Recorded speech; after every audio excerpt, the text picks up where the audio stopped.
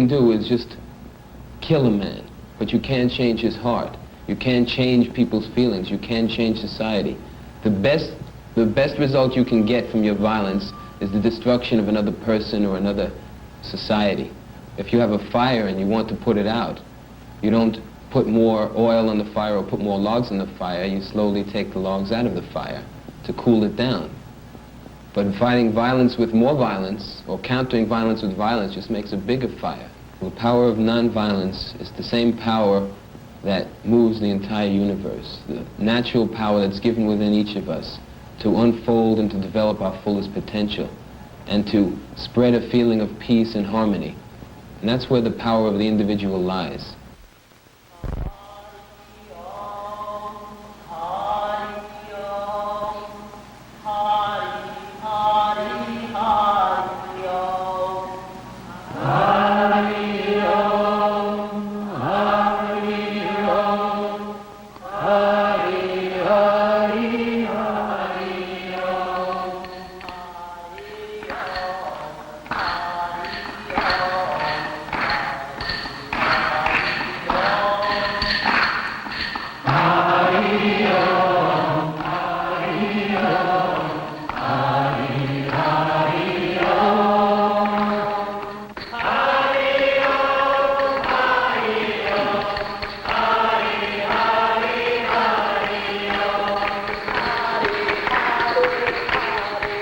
While some young people demonstrate for peace and others seek it in the artificial solace of drugs, here in New York, Swami Satchidananda teaches another way to peace. And on Friday evenings, he helps both young and old in the age-old battle to control the mind, which is the power of yoga, its application to the problems of daily living. To change the world, the Swami teaches, we must first change ourselves as individuals, and from the peace within comes a power for peace in the world outside. That is the main purpose of yoga. Yoga expects one to reform himself. It is impossible to reform outside without having that reformation within ourselves. We talk a lot about peace. Everywhere there seems to be the cry. Occasionally, or even very often, we hear people shouting in the name of peace that they want to fight for peace. I really don't understand how they are going to fight to find the peace. Fighting is just the opposite of peace. The moment you start fighting for something, you are disturbing it. So instead of fighting for the peace, you should find peace. Without peace in the mind, we can't give peace to the outside world. In the whole world, the Swami is one of a handful of master teachers in yoga, and since 1949 has organized yoga centers throughout the world, including several across the country. Far from being removed from the human scene, he has immersed himself in it, drawing insights from contacts with the young, finding satisfaction in physical labor, inspiration from nature, and joy from his followers. The magnetic impact of the Swami in the United States prompted him to stay on after only a 2-day visit in 1966. And today he's a resident of New York and the founder and director of the Integral Yoga Institute located on West End Avenue, where each week thousands have encountered a new form of personal discipline designed to elevate and expand their capabilities to cope with problems. While the practice of yoga is derived from the ancient cultures of the East, Integral Yoga is a scientific system developed by the Swami, its method explained by Hari Zupin, his secretary. The Integral Yoga works with the physical aspect of the individual by giving yoga postures, which make the body healthy, supple, strong, and relaxed, and charging the nerves with more energy and making the glands healthy, which in turn act on the personality and the emotionality. We all know if adrenaline is splashed into the system, it directly affects the emotions. And the practice of meditation works directly on the mind itself, which is another aspect of integral yoga. It makes the mind calm. It makes it peaceful. It collects all of the energy that is usually going in so many directions and focuses it in one place. Do you think it's related to self-hypnosis? Not at all. Hypnosis is where you relinquish the control, where you're not in control of your own faculties, where you can't direct them. This is just the opposite, where you begin to get in touch with your faculties, perhaps for the first time, and direct them towards a higher goal. You control the show. You're the director and the actor at the same time. From the pressures of the business world to the constant nagging problems of domestic life, the practice of meditation and the yogic way of life have very practical values. You really have to have a lot of strength, behind you. And that's what yoga really shows me, that by doing all of those practices, I am a stronger person. I'm able to have a keener mind, to be able to, be a good mother.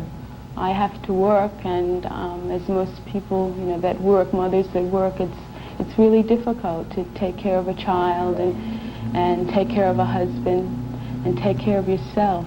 But I've learned, by doing my practice, that I'm able to, function during the day. Well, since I've been studying yoga and been actively involved in the business world, I'm a real estate broker for one of the larger firms in Manhattan. I find my approach to business and my approach to communicating my product has been increased, I would say 100%. The success of the Institute's program with young drug addicts has attracted the city to utilize yoga postures and meditation in its narcotics rehabilitation center, Horizon House, and it has employed one of Swami's instructors, himself a former drug addict, Guru Prem, to conduct the classes. Feel the air just flow in and then flow out, going through the three parts of the body. Many people, hundreds and thousands, have come here with the idea of getting rid of drugs, with the idea of, they would even approach Swami, just sit as lectures and expect to hear him say, well, you must stop the practice of drugs. Simply coming in here and doing the yoga postures, increasing your appetite, expanding your lung capacity, getting some of the smoke out of your brain, getting rid of all the accumulations of years of drug taking or bad habits, in itself just pushes the drugs out the window. And because where the drugs may have been such a preoccupation in your mind, you almost forget that you ever had a problem because you're involved in such a positive way of living. That the drugs, it's just like you forget about it, just like the dirty diapers you wore when you were a kid. Well, I was brought up, Episcopalian, I went to church every day until I was 8 years old or whatnot. There was always a ritual, but I never really understood beyond the ritual what the real meaning was. And people kept telling me, go to Sunday school, be good, and then they'd turn around and be cruel to each other and drink too much or what have you. And so there was a tremendous contradiction as a child being brought up in a so-called Christian world and seeing the lack of Christianity that human beings had towards each other. So religion for me was somewhat of a mystery. I couldn't quite fit myself into my upbringing. So I did rebel very strongly. When I was 17, I decided not to go to college and do what I should have done according to my parents and friends and what have you. And I wanted to be an artist, and I painted all my life, and I also wanted to try acting. So I did that. I acted and I painted. But I didn't do it, like to make money. I did it to break down the whole establishment, But maybe that in itself made me step outside and look at my fellow artists and see, are we really helping or hurting things by freaking out society so much? Everyone is free to do what he wants, no doubt. But your freedom should not interfere with the freedom of others. Okay? Discipline should be properly understood. There is a coordination. You should work together. That togetherness is called discipline. You do things in a proper way, in an orderly way. That is what you call discipline. To achieve anything and everything. If the steering is not there, you can't drive the car. So there is a control. That's what you call it. You discipline the wheels with the steering. See, you discipline the current through this cable.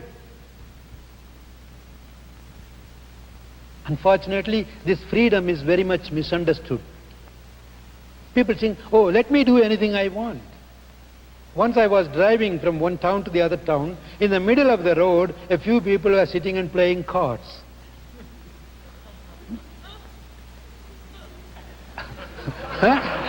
In the middle of the road. So I stopped the car and walked out and said, what are you doing? Free country.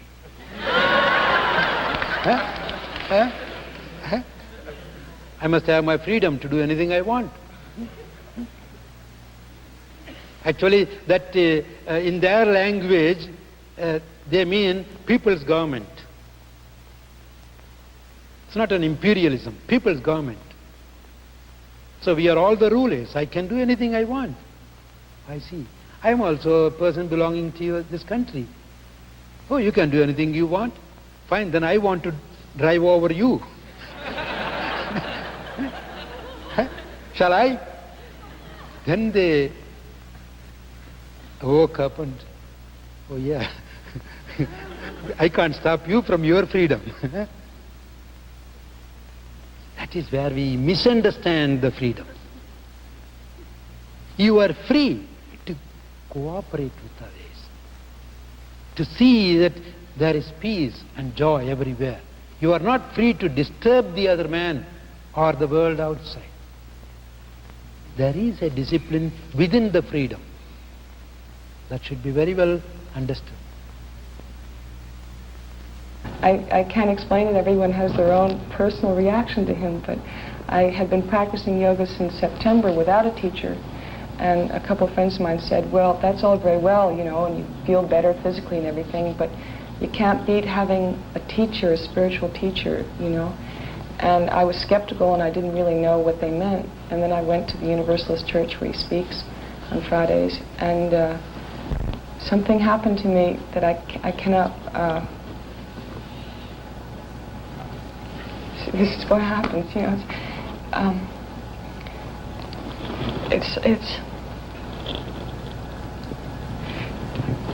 It's like you suddenly see that he doesn't think more or less of anybody. Everyone he treats with the same amount of love.